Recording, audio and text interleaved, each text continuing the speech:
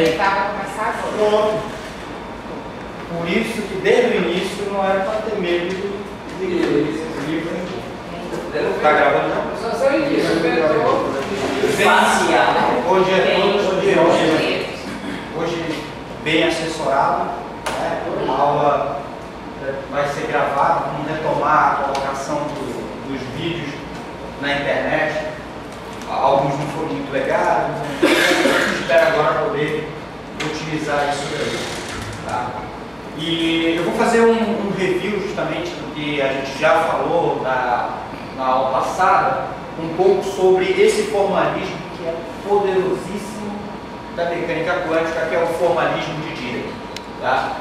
O formalismo de Braz e Ketch, e que justamente remete à álgebra linear. Aqui a gente representa nesse objeto, que é chamado justamente de vetor de estado, tá? Chamado de Ketch. A gente representa aí no lugar do alfa, tá? Qualquer agente físico que a gente esteja interessado em estudar. Então, um sistema de dois níveis, um sistema de spin, um sistema de troca de spin, deixa eu ver, um sistema magnético, qualquer, digamos, comportamento de voo de determinados pássaros, ação da bolsa de valores, enfim, qualquer coisa que você resolva querer, comportamento, esse é mais difícil. Feminino, saberia isso. Exceção, né? A regra é uma exceção. É um pouco mais complexo. Não está no nível aí. Então, seja ele qual for o tipo de interesse, de estado de interesse, de estudo de interesse, a gente pode colocar essa informação ali dentro do alfa. Tá? Então eu posso sempre escrever um vetor de estado que vai ter essa informação. E se, quando você coloca sobre essa notação, automaticamente ele vem com toda uma bagagem. Tá? Aí a bagagem. Com toda a bagagem da álgebra linear que a gente conhece. Tá? Então, tudo que é definido em álgebra linear, que é justamente produto interno, produto escalar, produto vetorial, produto matricial, tudo isso aí vem da bagagem justamente por conta dessa notação. Então, quando a gente passa a olhar um determinado sistema físico e coloca toda essa informação aí nesse formalismo, você passa a perceber o quão grande é a potencialidade que esse formalismo te dá na hora de fazer determinadas análises. Então, aqui só justamente uma questão de situar como é que esse formalismo funciona, que foi o que justamente a gente comentou na aula passada. Então, dado um estado alfa, que pode ser qualquer situação física e essa informação vai estar ali dentro, ele pode ter, então, as suas bases. Significa uma base? Significa que você pode fazer escolhas de vetores de estados, subconjunto de vetores de estados que reservam a propriedade da ortogonalidade. Significa que quando a gente faz um produto escalar entre si, entre os vetores dessa base, ele pode dar 0 ou pode dar 1. Então, em princípio, todo vetor de estado ele pode ser escrito como uma combinação linear desses vetores de base. Então, o que acontece para o vetor de estado também acontece para o vetor de base. Tá? E as propriedades da soma também devem se repetir. Então, o que temos aqui, esse DC, que significa espaço correspondente, correspondência dual, tá? É justamente uma extensão desse espaço no qual é definido os vetores de estado Ketch para essa nova notação que vai ser chamada de vetores de estado Bra. Tá? Essa correspondência dual, essa expansão desse espaço aqui, Isso aqui é claro definido em espaços complexos, isso aqui também é complexo. Então simplesmente o que é definido de um lado, o outro é o complexo conjugado dele. Tá? É isso que significa a correspondência dual. Então quando você escreve, por exemplo, uma combinação linear, que uma soma também é uma combinação linear. Quando você escreve uma combinação linear de dois vetores, alfa e beta, tá? Os coeficientes que são a multiplicação, quando vai para a correspondência dual, ele também torna justamente complexo conjugado esses coeficientes. Tá? E o produto interno é essa aqui a notação. Tá? Aqui o pontinho. Então, nem sempre você precisa escrever justamente nesse formato. Então, para isso, justamente tem essa notação. Beta barra alfa é justamente o significado de produto escalar. Quando a gente faz a troca de um pelo outro, aparece justamente um complexo conjugado. Tá? E por aí vai. Quando a gente faz, então, o produto dele com ele mesmo, isso aí justamente é um postulado, significa que o resultado dele matemático, em princípio, ele poderia ser tanto positivo quanto negativo. Então, quando você diz que você vai postular, significa que, olha, esta é a definição. Nós estamos dizendo que é assim e a partir dali segue adiante. Tá? Então, postulamos que justamente o produto escalar dele com ele mesmo é um número positivo definido. Isso vai ter justamente relação com os objetos físicos que a gente quer relacionar. Porque o estado físico ele deve ser positivo definido, que é isso que você mede. Tá? A ortogonalidade, quando você tem justamente o produto escalar entre dois vetores que dá zero. E a normalização, quando o produto escalar dele com ele mesmo for unidade. A idealização do porquê tem que pegar um estado normalizado é de justamente poder fazer a analogia ou associatividade com os vetores das funções de onda, definidos nas funções de onda, probabilidade. Tá? Aqui então, os operadores, algumas propriedades dos operadores. Quem são os operadores? Por que é importante os operadores? Bem, esses operadores eles vão estar relacionados, como falamos na última aula, com os observáveis físicos. Então, se eu tenho um observável físico, ele sempre vai poder ser representado por um operador. Então, quando eu quero, no caso, fazer alguma medida em algum observável físico, de algum observável físico, eu tenho o observável físico como o operador e os estados, que são provavelmente as possíveis configurações para esse operador assumir. Então, quando eu quero uma determinada medida, o observável físico faz a ação em cima desses estados, selecionando entre eles aquele que justamente deve ser o resultado que você vai medir. Tá? Então, essa é a importância dos operadores na física, porque justamente eles é que vão atuar no estado dando o resultado daquilo que é medido. Tá? Então, algumas propriedades. Nós dizemos que dois observáveis eles são iguais se, somente se, quando atuados no mesmo estado, derem o mesmo resultado. Então, em trocas de termos de operadores, dois operadores são iguais quando atuando no mesmo estado, dão sempre o mesmo resultado. Então, nós podemos dizer que x e y são o mesmo operador. Quando um operador, quando um observável físico atua em um estado cujo resultado é zero, nós chamamos justamente desse operador nulo. Tá? A associatividade, quando a gente tem a soma entre dois operadores, a gente pode simplesmente trocar a ordem, isso é permitido. Ou quando um atua justamente em um outro, que é um estado, que é a combinação linear. Esse operador vai atuar independentemente em cada um, passando por cima desses coeficientes, como está mostrando aí justamente. Tá? A mesma coisa é válida para o espaço dual. Tudo aquilo que foi definido por um espaço direto, como chamamos, também é definido por um espaço dual.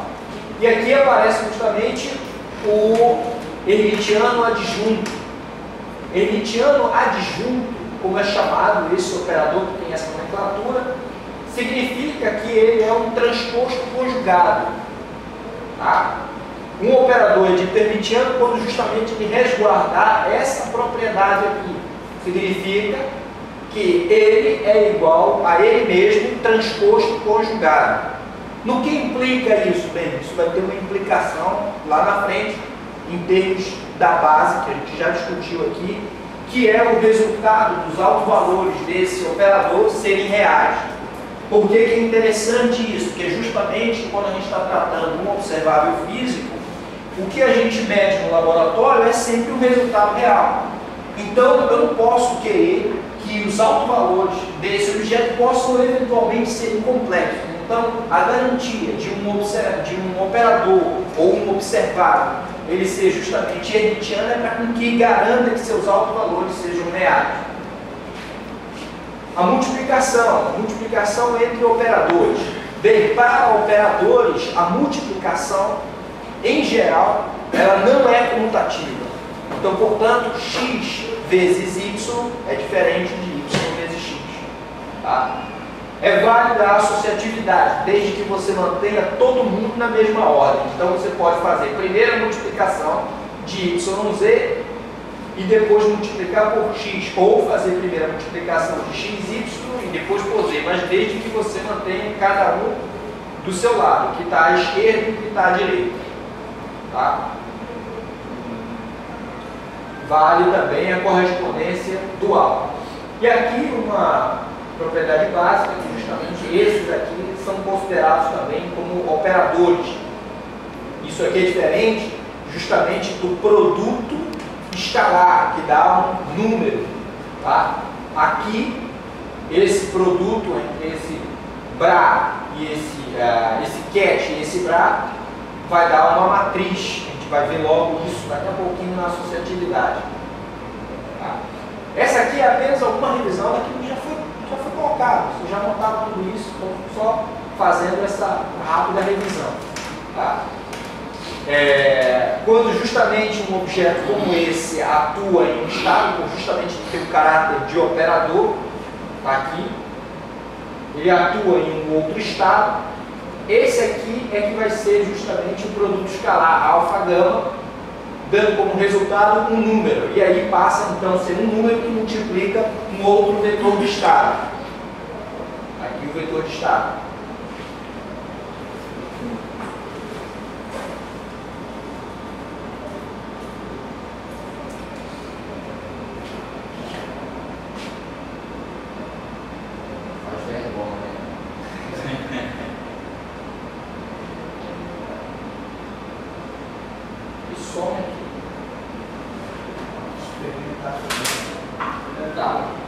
Então, justamente quando esse operador atua num determinado estado, esse aqui vira o produto escalar, o resultado do produto escalar é um número, isso aqui passa a ser um número que multiplica um estado. Então, a atuação desse operador aqui, desse estado, é como resultado um novo estado.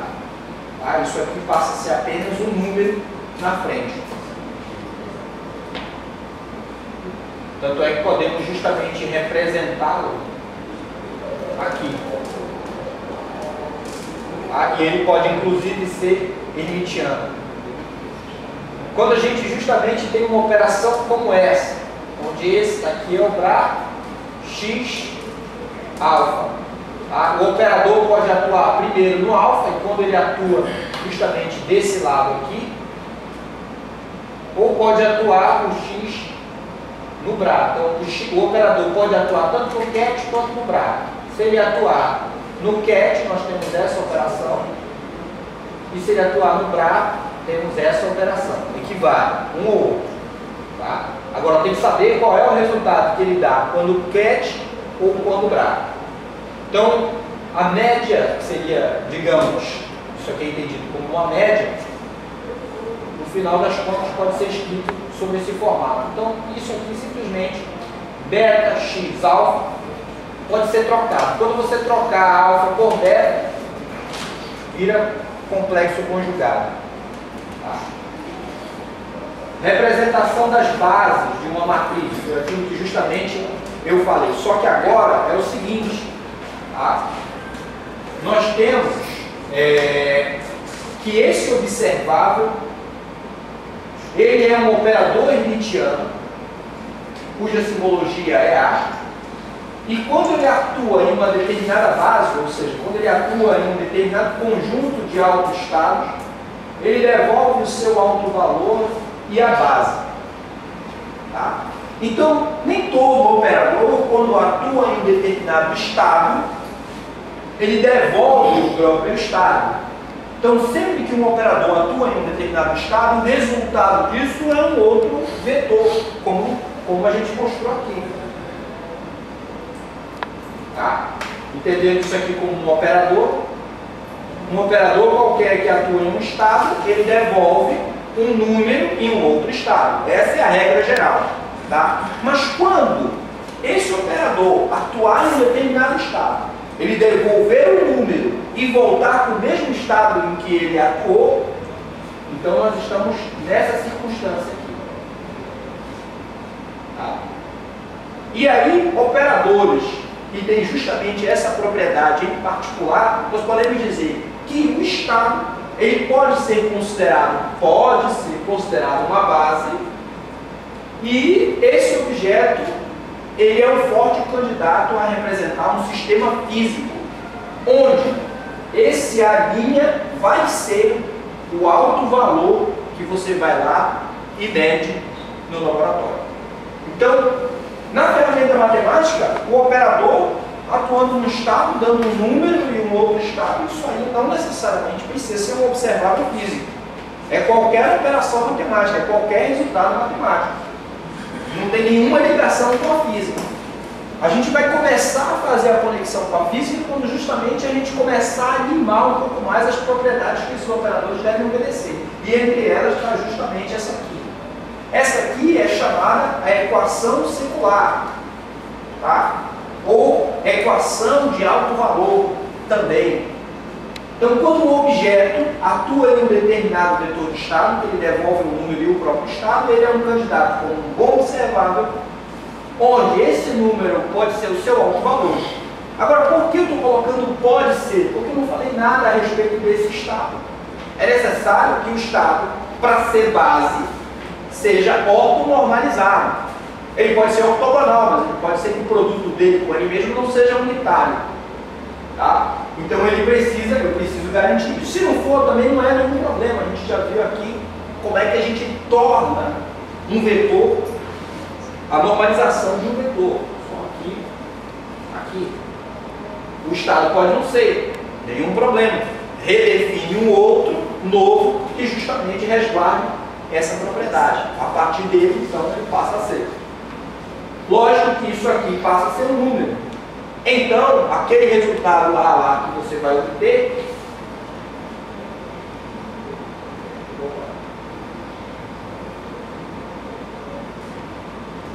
esse resultado aqui que você pode obter, se esse A não for normalizado, ainda não é o valor que você vai medir no laboratório. Ele vai ser necessário você pegar justamente esse estado, substituir ele pelo estado normalizado, e aí sim, todos os coeficientes que vão sobrar fora daqui, multiplicados, esses vão ser os reais autovalores do estado, do observável, ou aquilo que você vai medir no laboratório. Então aqui algumas outras propriedades, justamente quando atua no BRA, no CAT, o que é que acontece. Tá? Veja, aquela foi a propriedade que a gente já deduziu na aula passada.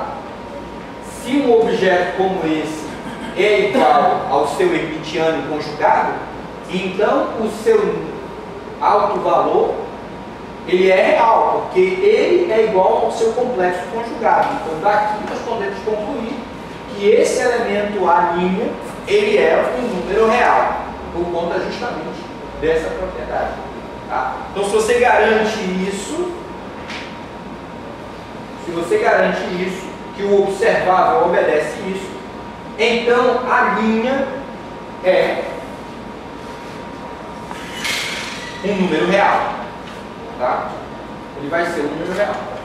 A base vai ser também o produto escalar dele com ele mesmo, dele com o outro, dando então a delta de Crowley, no caso. Tá? Isso, se nós considerarmos que justamente esses vetores de base, eles são estados discretos, significam que você só tem uma informação fracionada do teu sistema. Quando você tem uma informação fracionada, essa base ali, ela é o produto das bases dela com ela mesma, vai ser sempre representado por uma delta de Kroneck. A delta de Kroneck, ela dá o resultado como 0 ou 1. Tá? Quando a gente está falando de estados que são definidos num contínuo, ou seja, você tem um contínuo de valores definidos, então, e é claro, ele continua sendo uma base, o produto escalar dele com ele mesmo passa, em vez de ser uma delta de Kroneck, uma delta de Dirac. E a delta de Dirac, ela tem algumas propriedades que justamente no ponto ela é infinita e fora ela é zero. Os autoestados da base. Qualquer, então, vetor de estado, ele pode ser escrito como uma combinação linear desses vetores da base. Então, aqui, justamente essa nomenclatura. E quem são justamente esses coeficientes? Bem, esses coeficientes podem ser dados pelo produto, quando você faz o BRA da base na equação 1.37. Quando você faz isso, você obtém esses coeficientes. Tá? Os coeficientes como produto escalar do vetor da base com o próprio vetor de estado. Se a gente faz a substituição desse coeficiente de volta aqui em 137, tá? A gente obtém isso aqui. Mas veja, de um lado eu tenho um alfa e do outro lado eu tenho um alfa. Então, o que é isso? Isso aqui é 1. Essa relação é como a gente chama a relação de fechamento ou relação de completeza. Isso acontece também aqui, no espaço euclidiano normal, em que justamente esses coeficientes aqui são os coeficientes que multiplicam a base. Então, qualquer vetor é escrito como uma combinação linear dos vetores da base. Quem são esses coeficientes? Ele pode ser dado como o próprio vetor vezes a base, produto escalar com a base. Por isso que isso aqui acontece para o espaço euclidiano e é igualzinho, só com uma nomenclatura mais elegante para o formalismo de Dirac, para o estado de Bragg-Ketch. Acontece da mesma forma. Então você poderia dizer que isso aqui é que justamente seria a minha relação de fechamento ou a relação de completeza no espaço euclidiano. Essa relação de completeza, ela o tempo todo aparece e vai aparecer bastante aqui na álgebra de Dirac. Ela não é muito usada justamente numa álgebra euclidiana, porque lá as coisas são muito diretas, então não há necessidade de fazer isso. Aqui a gente vai precisar bastante dessa relação. Então gravem que toda vez que a gente tem uma determinada base, tá? Se esses estados base são realmente base, eles devem obedecer produto dele com ele mesmo a delta de Kroneck, tá? E devem obedecer a uma relação de fechamento, a relação de completeza. Deve ser escrito também uma relação de completeza para ela. Tá? Veja como fica então o produto escalar do vetor de estado dele com ele mesmo. Aqui no meio, simplesmente, existe um. Eu posso imaginar um aqui dentro, aqui fora, tem um para tudo quanto é lado, tem um elevado. Aonde tiver um, eu posso substituir justamente pela relação de completeza. É claro que me interessa colocar essa relação aqui em qualquer lugar, e sim, me interessa aqui no meio, porque eu quero ver a atuação dessa base em cada um desses estados. Então, ao colocar justamente a relação de completeza aqui no meio, esse somatório sai, e eu tenho então o alfa atuando em cada um dos estados. Esse daqui é o produto. Veja, vou colocar aqui alfa em termos da base Lá está a linha, eu resolvi colocar aqui como A1. Tá? CI.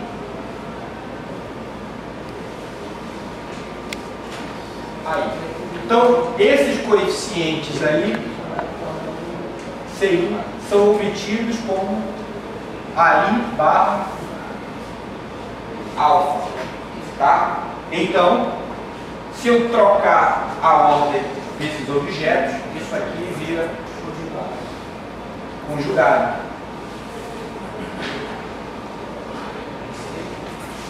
Então, o que eu tenho lá, alfa barra alfa, somatório de I alfa, AI alfa. Eu posso escrever tudo em termos desse ou desse aqui. Né? Eu vou preferir escrever em termos de C1. Esse aqui, portanto, é o contrário desse. Complexo conjugado. Né?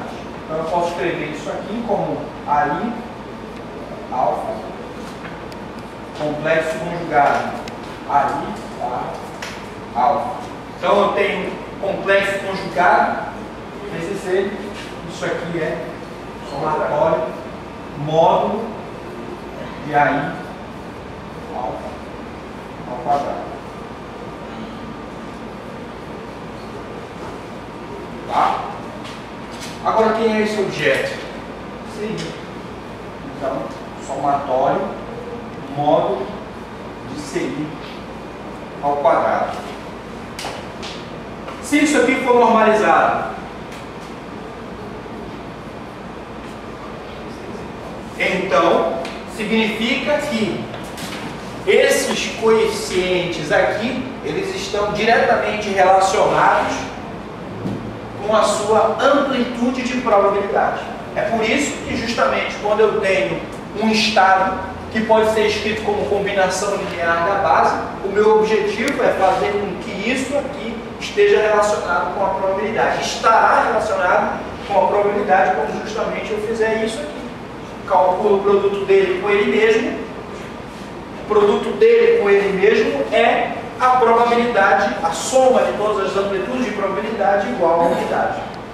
Tá? Então é isso que vai acontecer. E é isso que vai estar diante logo mais. Podemos dizer que já estamos invadindo algo novo, diferente. Não sei se eu cheguei nesse ponto aqui na aula passada. Ou não? Não. Isso aqui já é a novidade da aula de hoje.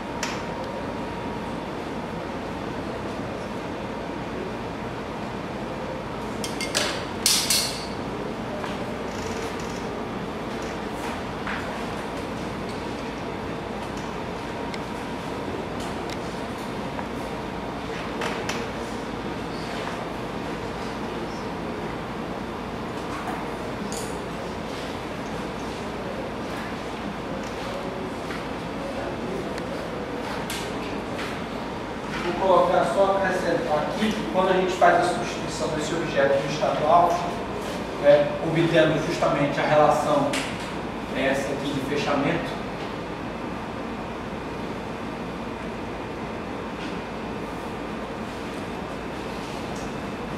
eu costumo colocar isso dessa forma, onde isso aqui é identidade e não só simplesmente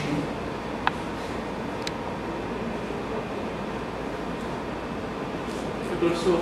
E só uma nomenclatura especial, porque um produto como esse é um operador e geralmente chamamos isso aqui, disso aqui.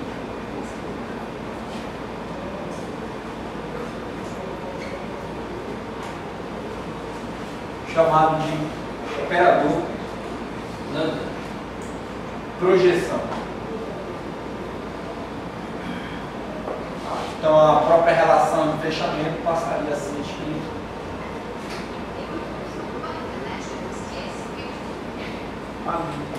desse formato. Aquela barra ali inclinada é uma divisão, faz parte da simbologia do estado. Isso aqui? Sim. É o estado. Aqui a barra um pouquinho inclinada. Não, mas é por causa da...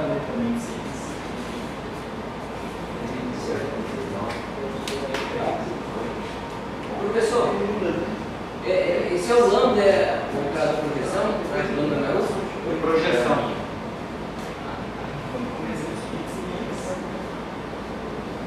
Alguns outros, aqui eu estou usando justamente a nomenclatura do Sakurai, então a gente segue justamente aquilo que a gente está no livro do autor. Confesso que não é muito boa, né? Mas a gente nem sempre acerta. Aqui é um laser.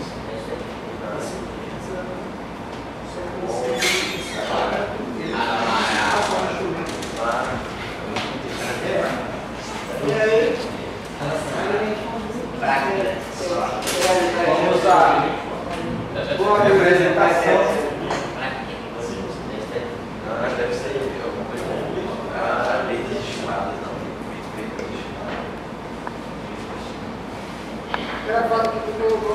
Matricial.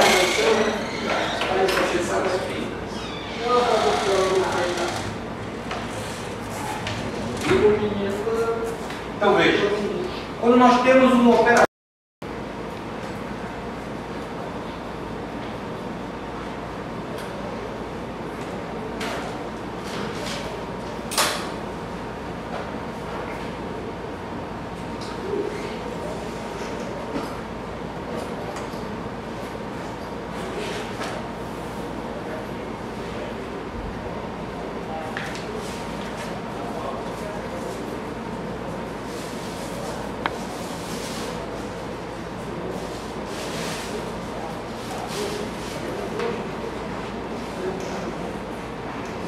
como exercício, quem é esse sabendo que beta é isso, alfa é isso aqui, escreva quem é a matriz deste resultado.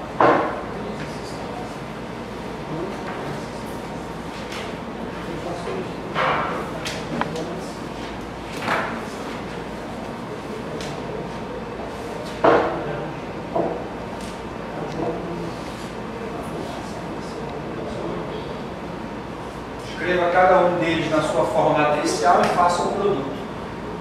Veja o que vai dar.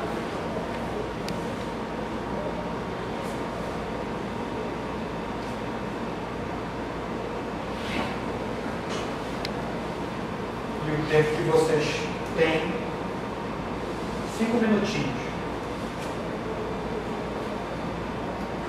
Vamos achar qual é a cara dessa matriz.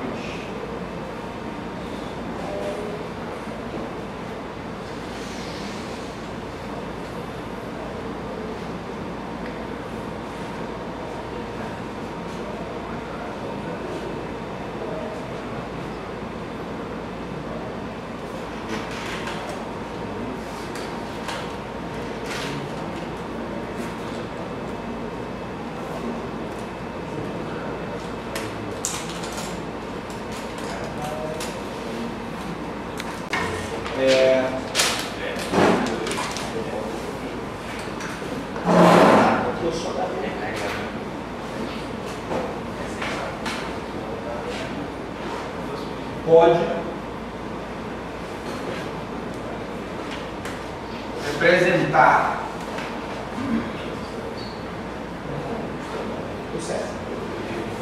um observável físico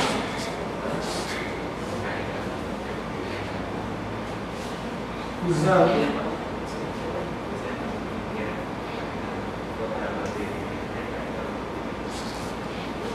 a relação de completeza,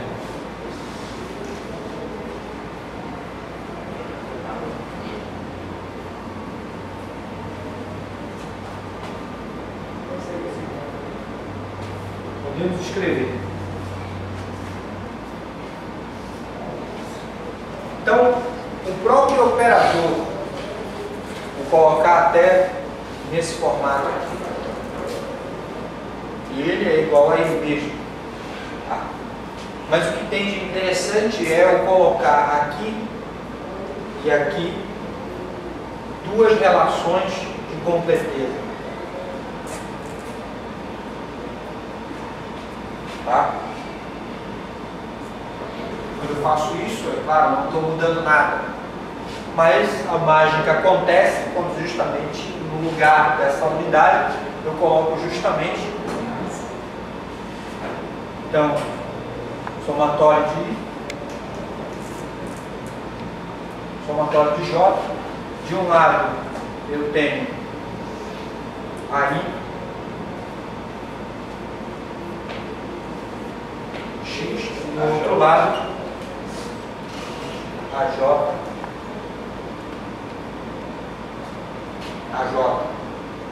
Este resultado aqui é quem vai ser a minha matriz X e J, com esses sendo justamente a linha I é linha e esse aqui J coluna. Bem, esse aqui, é claro, a gente já viu que o vetor de estado que é justamente um vetor coluna, tá? E o BRA vai ser justamente um vetor linha. Mas por que eu estou chamando esse aqui de vetor coluna e esse aqui de vetor linha? Porque efetivamente, para eu poder calcular cada um desses elementos, é necessário que justamente eu faça um produto escalar para eliminar essas sobras que tem. Então, quando eu venho desse lado aqui, eu tenho que fazer um produto escalar com um que vai ser uma matriz coluna.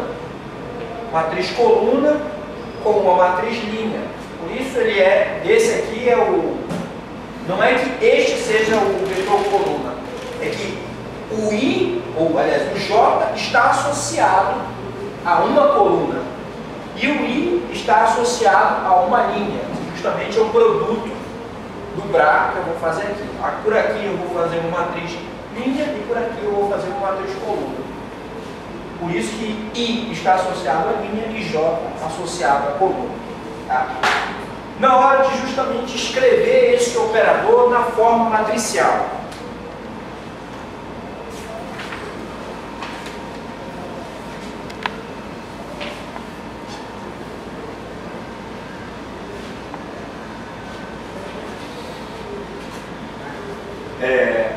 X.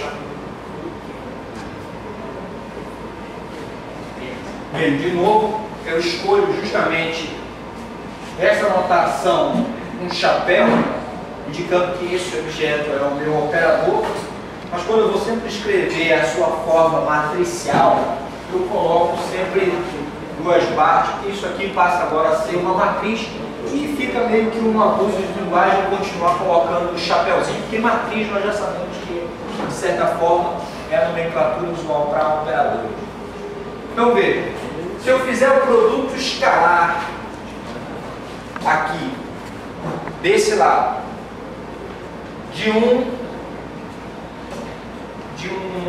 vou colocar aqui, X barra A1, por exemplo.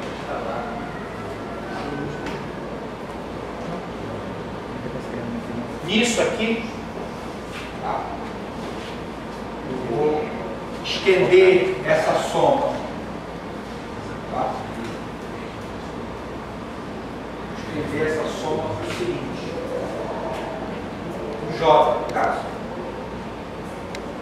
Somatório NI, AI,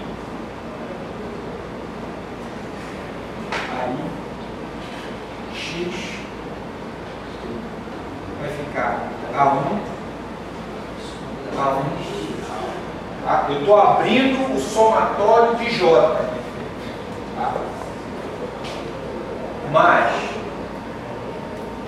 somatório de I, AI, X, A2,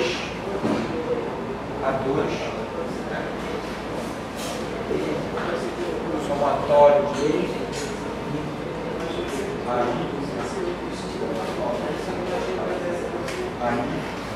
X, AI, tá? Então esse aqui é isso aqui.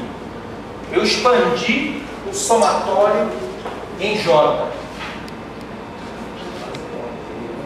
Isso aqui tudinho está atuando no A1. Tá? Então, quando ele fizer a distributiva para cada um desses elementos, para todos os outros, sabendo que ele é base, né? Sabendo que AI, AJ é delta de IJ, tá?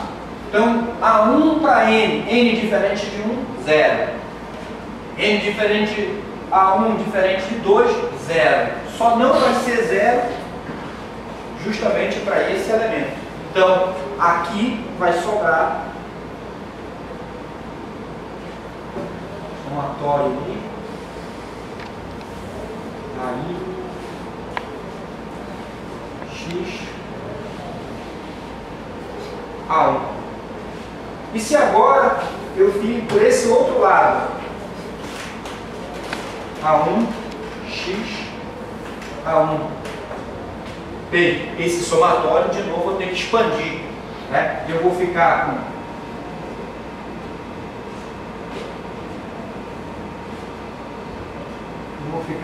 A1,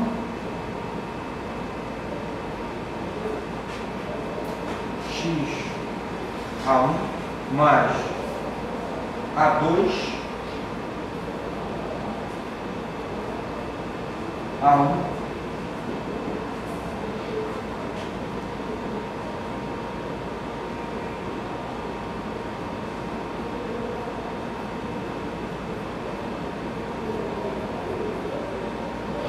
A1. Tudo isso aqui que multiplica desse lado A1. Quando justamente o A1 for fazer a multiplicação, de novo eu me encontro com o produto escalar dele com a base, sendo justamente 1 somente para A1, A1, e para todos os outros, 0. Resultado, que é o que é esperado, A1, X, A1 como sendo justamente o coeficiente daquela ordem. Tá? Eu arredondar isso aqui, nenhum problema. Então eu vou ter que fazer essa ação para todos os elementos. Para todos os elementos. Então, posso fazer isso para o primeiro. Depois, vou fazer isso para A2. Se fosse A2, nesse aqui seria 0, nesse aqui já não seria. Quem é o elemento que ele está ligando? Esse aqui. Então, o que eu estou obtendo no final das contas? Isso aqui é justamente o elemento IJ da minha matriz.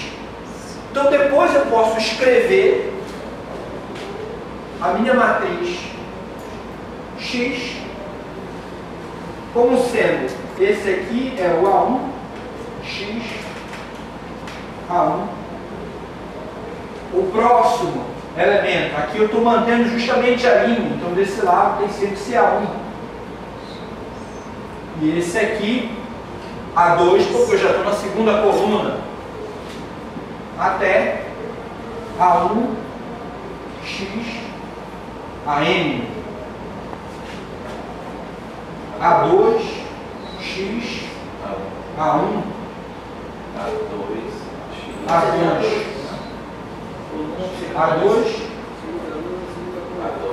AM, X,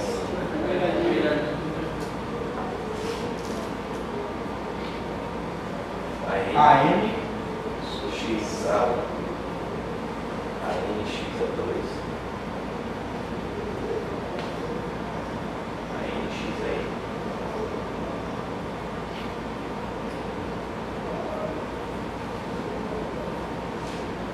Isso aqui é justamente a minha matriz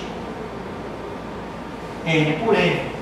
Então, um operador como esse, tá, na sua representação matricial, é dado justamente pela média na base de ambos os lados. Tá? E cada um desse aqui vai corresponder justamente ao número. Se isso for um operador qualquer, só que se ele for um observável, o observável, todos esses aqui fora da diagonal principal são zero. Só sobra os elementos da diagonal principal. Se ele for observável. Se ele for observável. Consequentemente, quanto é o determinante? Certo. Não. Não. É porque o produto da diagonal principal. Sim. É isso, vou explicar para Se isso aqui é zero, isso aqui é zero, você tem uma matriz só triangular. Produto da diagonal principal. Produto da diagonal principal. Então, por isso, não vou adiantar. Professor, mas qualquer matriz não pode ser diagonalizada? Pode, justamente. Mas ela depende de um fatorzinho aí, não depende? Não depende de um determinante ser dividido para ela ser diagonalizada. Então, você pode fazer a diagonalização. Não quer dizer que ela admita a diagonalização. Determinante de zero, né? Justamente. Professor, Se o a ordem da linha determinante tem for que ser diferente de zero, ela é igual, diagonalizável. Senão, não adianta. A ordem da linha tem que ser o mesmo da coluna, né? Também? Aqui sim. Qual o significado Aqui físico da sim. determinante? Oi? Qual o significado físico da determinante? O significado físico do determinante não tem um significado físico. Isso aqui tem um objetivo para chegar a um significado físico. O meio do caminho, ele está perguntando pelo meio do caminho. O meio do caminho só é uma etapa do meio do caminho. É uma dúvida. Não, sim. Então, o senhor O explicar. cara quer chegar ao final. Professor, O cara quer pegar o se final. você explicar novamente esse passo da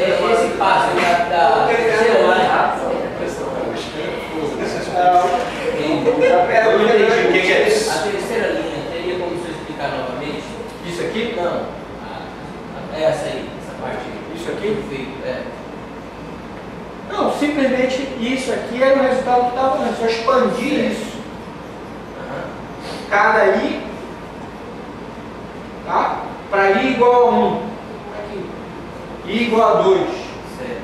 É o somatório. Então é um somatório, eu só expandi o somatório. Tá? Entendi. E o resultado para dar aqui eu tenho que fazer a multiplicação, a ação, dobrar para finalizar isso. Quando eu fizer isso, de novo vai acontecer a mesma coisa que ele fez lá em cima. Só vai sobrar aqueles termos que justamente aonde for 1.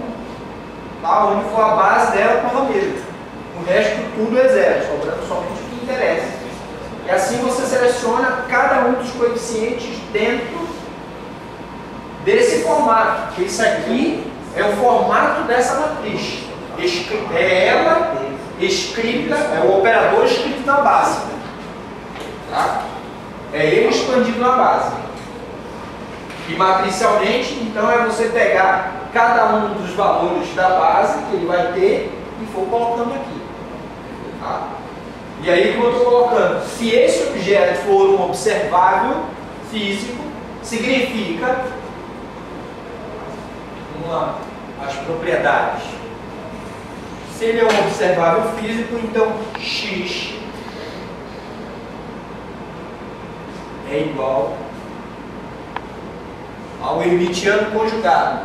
E se ele é igual ao seu hermitiano conjugado e a base for normalizada, que significa que x, quando atua em aí, ele vai dar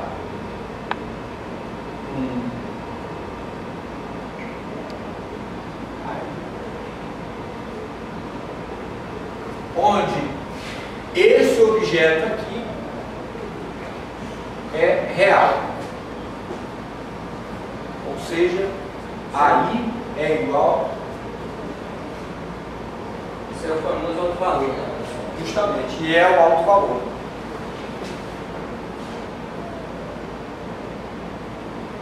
Alto valor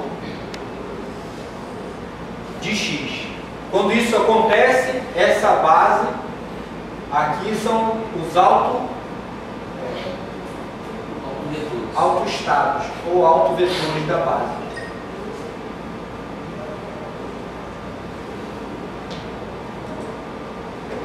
E esse então é o observado.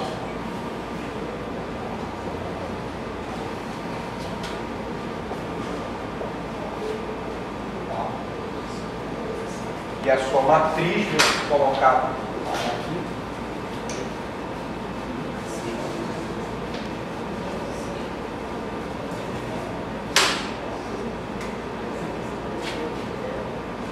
Minha matriz vai ser justamente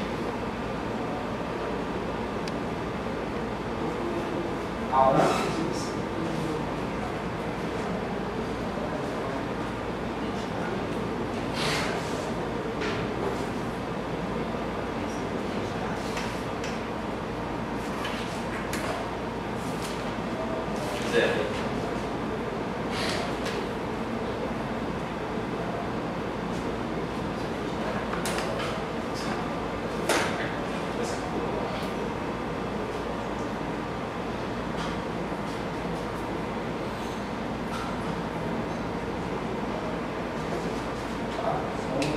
se a gente fizer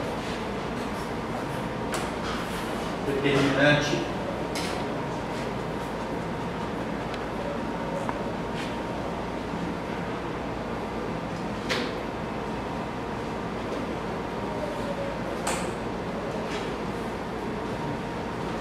produtório de área.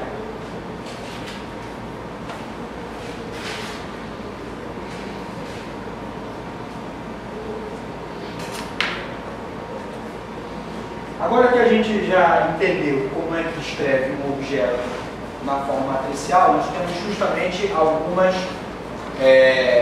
alguns outros operadores a analisar no formato de matriz.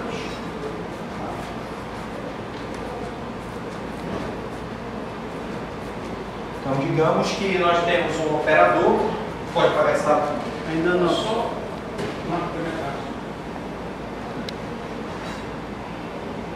Coloca aqui embaixo. Digamos que a gente tem um operador Z que é produto de x com y. Tá? Escrever ele na forma matricial. Como é que eu tenho que fazer? Em cada um dos pontos, eu tenho que inserir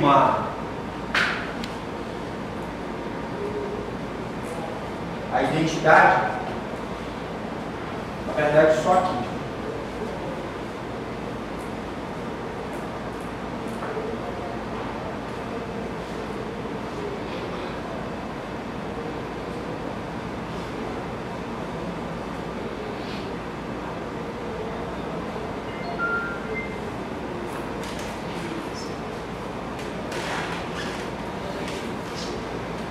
Como seria, por exemplo, A1, Z, A1,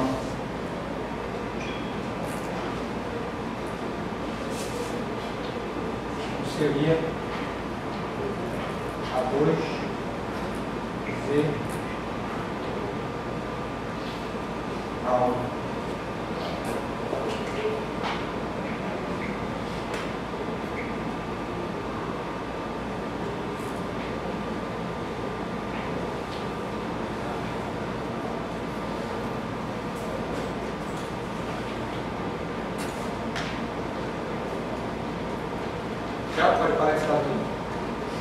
cima aí.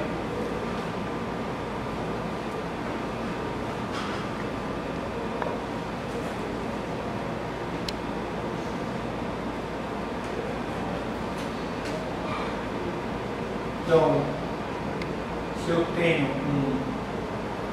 aí,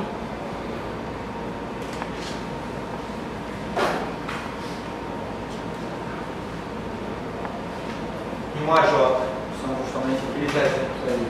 Se Z é justamente o produto desses dois, vai ficar aí, X, Y, AJ. E no meio deles, eu tenho que colocar a identidade. Quando eu faço isso, vai ficar aí X, somatório. E aí, no caso, como esse camarada tem I e tem J, o somatório aqui eu tenho que achar justamente uma outra letra latina, K, para C. AK,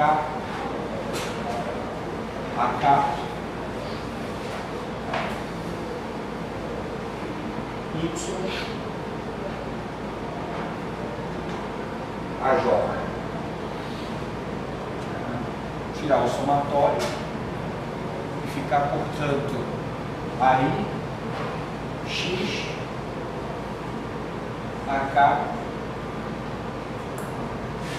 Y, AJ. Veja. X e K vezes Y, KJ. Produto de duas matrizes em que a coluna tem que ser igual ao número de linhas. Então você pode justamente também escrever isso daqui, tudo como resultado produto de duas matrizes.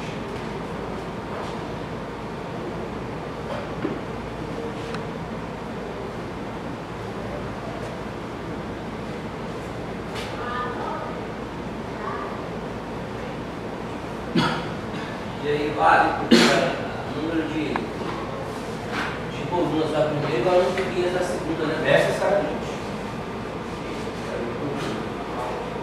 É claro que o resultado final aqui, o produto dessas duas matrizes tem que ser igual a um número.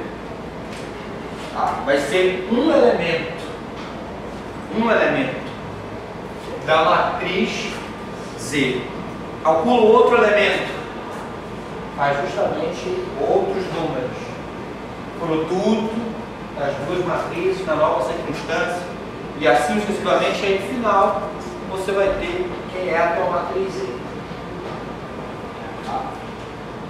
Ou escreve todo mundo quem é a matriz de X, quem é a matriz de Y e faz só o produto e dá o resultado final.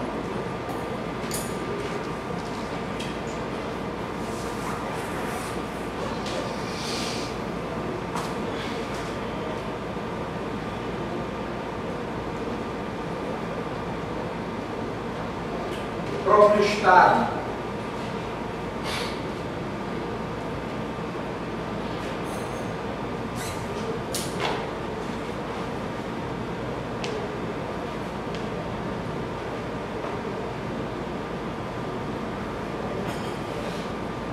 Em termos de uma base.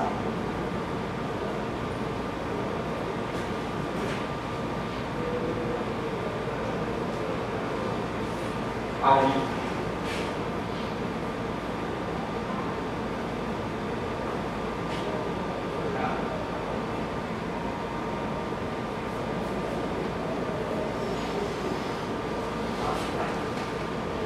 Vai que a gente escreve esse objeto.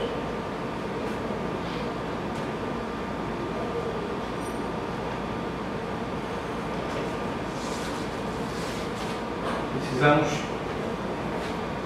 definir como sendo justamente esses coeficientes C1, C2, Cn. Como C1 ou CI é justamente Aí alfa é assim que ele vai ficar dentro da matriz.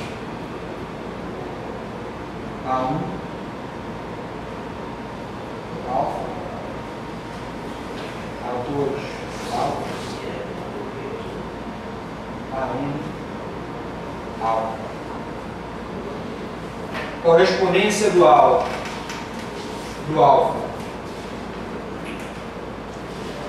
O alfa ou um beta, vou colocar o alfa. Correspondência do alfa vai pegar justamente essa matriz que é coluna, e aqui são N por 1, e justamente transformar ela em linha. Ficaria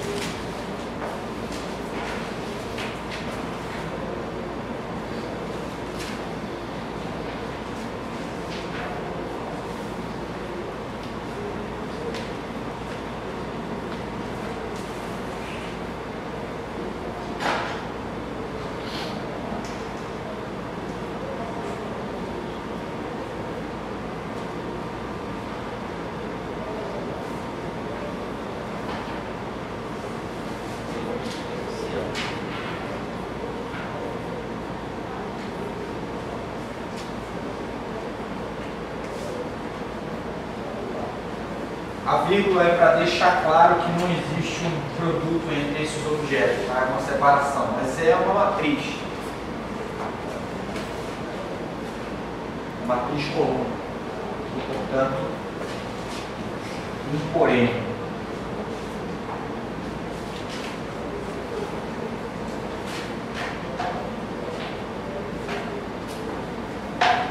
O produto escalar na forma matricial.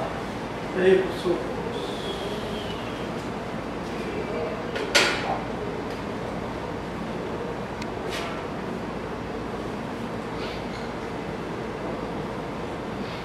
Produto escalar entre dois estados.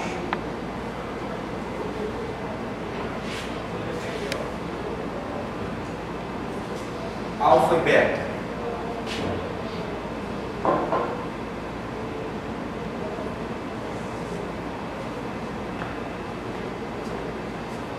Mesmo esquema. Coloco a minha unidade.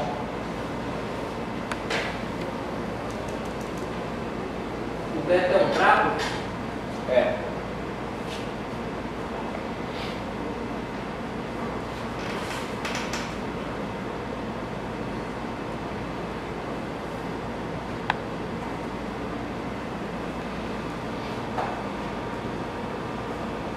Isso aqui justamente é o coeficiente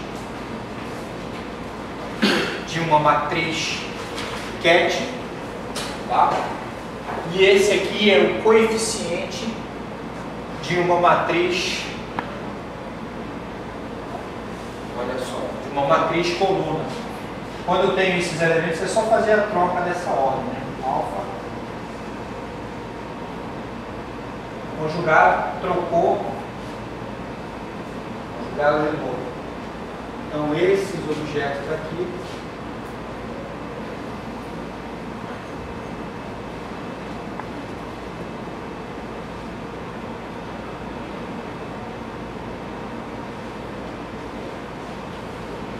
isso aqui é uma matriz coluna, né? A1,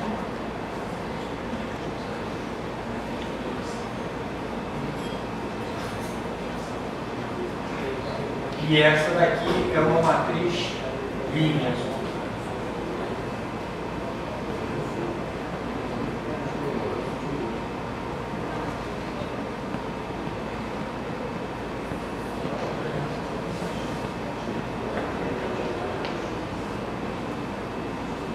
O produto delas vai justamente resultar